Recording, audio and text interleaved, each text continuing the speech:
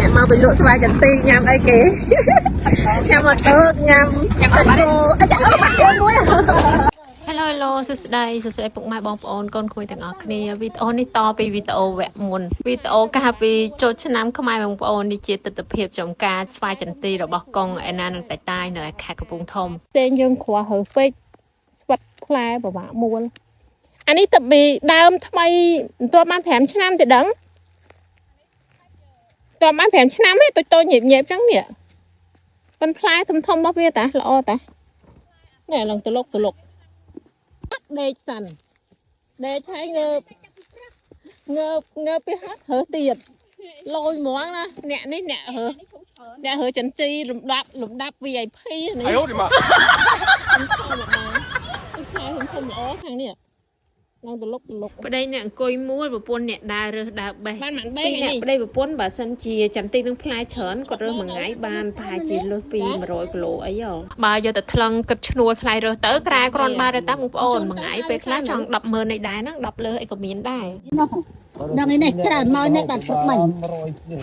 នេះស្តាជាអ្នករើសចន្ទីបងប្អូនគាត់រើសមួលគ្រាប់គិតគីឡូ1គីឡូដូចជាប្រមាណនេះខ្ញុំភ្លេចបាត់ហើយដល់1000នេះគាត់មានរឹងមួយទៀតអ៊ំពីអ្នកប្តីប្រពន្ធគាត់ពេលណាគាត់ហត់ចឹងគាត់ដេករឹងសិនបានបន្តរើសតទៀតប្រយ៉ាងរបស់គាត់អែមែនតែនហ្មងចន្ទីដែលគាត់កំពុងតែរើសនេះគឺដើមថ្មីឯងប៉ាខ្ញុំគាត់ទឹកតែដើមវគ្គក្រោយទិញដីថែបងប្អូនចឹងហើយដើមវាមានធំមានតូចមិនសូវជាខ្ពស់ដូចអាវីដេអូខាងមុខដែលខ្ញុំបានថតឲ្យមើលទេតែផ្លែវាធំហើយគ្រាប់ឆ្លោះល្អមែនតើបីហ្នឹងនេះហូបបែតាន់ឃើញ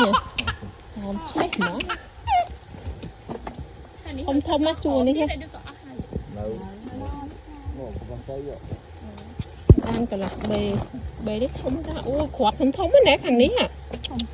គ្រាប់ឡើងពេញសាច់ថាខាងនេះវិញមានគ្នា4នាក់កូនត្រេនកូនងាត់ម្នាក់ហើយមានកូនកំមុំតូចម្នាក់ជួយមួលគ្រាប់ចន្ទីជីវិតអ្នកចំការតែប៉ុណ្្នឹងហើយបងប្អូនអើយទោះបីមានកូនងាត់យ៉ាងណាក៏ដោយក៏ត្រូវតែស្ពាយមកដើម្បីជីវភាពគ្រួសាររើសបដាមើលកូនបដាហើយកូនតូចអស់នេះវិញគ្មានពេលអូសទូរស័ព្ទដូចអ្នកស្រុកពេញទេរវល់ធ្វើការងារជួយរកលុយម៉ែដើម្បីចិញ្ចឹមគ្រួសារ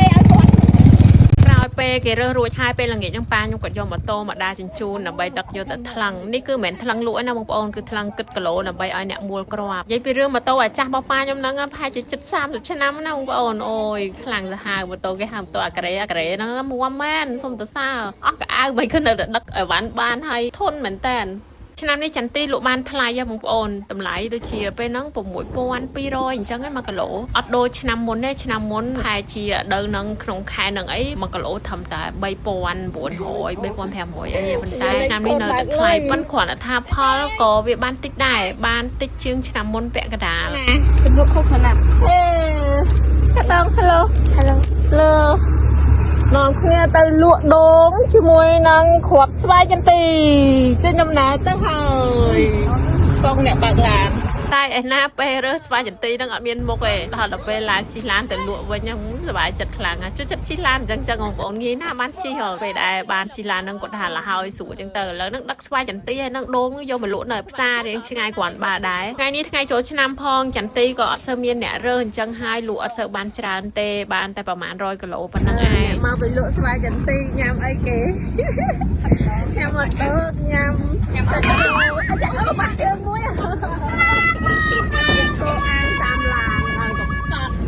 កូនខ្ញុំមកបាសជិះឡាននឹងនិយាយវាសបាយមកវិញកង់ទិញរបស់ញ៉ាំឲ្យទៀតមានសាច់គោអាំងមានហតដកអីចឹងទៅអូយពេញដៃពេញជើងរបស់គេនេះរាំចាក់ក្បាច់ពេញឡានហ្មងមកពីលក់គ្រាប់ស្វាយចន្ទីបានលុយសប្បាយចិត្តហ្មង